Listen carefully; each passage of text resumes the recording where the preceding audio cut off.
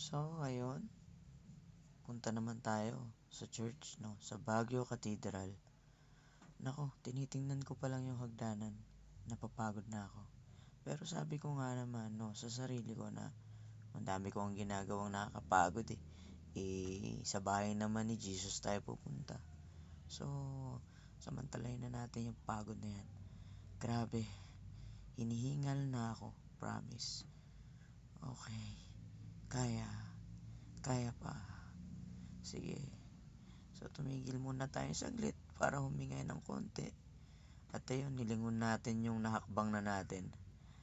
Ay, eto na. So, ayun pa. Isa pang akyatan pa to. Ayan.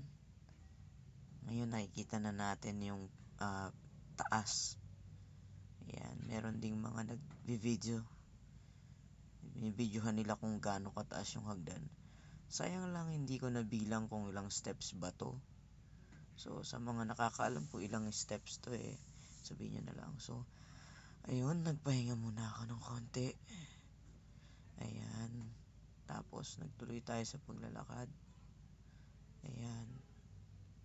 Yung feeling na mararating mo na yung dulo.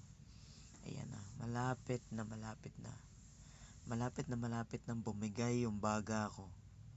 Grabe, nakakahingal talaga guys. Pero, pag pumunta ka rito sa Baguio, nako, siguraduhin mo na dumaan ka dito. Kaya makikita mo na ngayon yung grabe no. Yung ating pinanggalingan. Pero malapit na malapit na.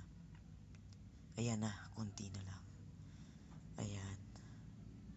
Ayan na. Oh Lord, thank you. Narating ko rin. Pero sobrang hingal ko talaga dyan guys. Talagang masusubukan ng baga mo dito So, ayan, ayan na. No? Inusap ko pa yung mukha kong napagod na pagod. So, ayan, tatawid tayo. Pupunta dun sa Baguio Cathedral.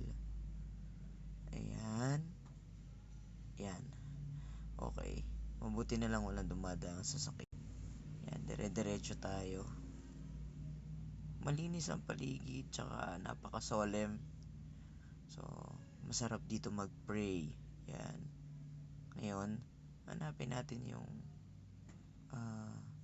pinaka main entrance. Ayan. Tapos nakakita ako ng upuan, kaya alam nyo na yung ginawa ko, 'di ba?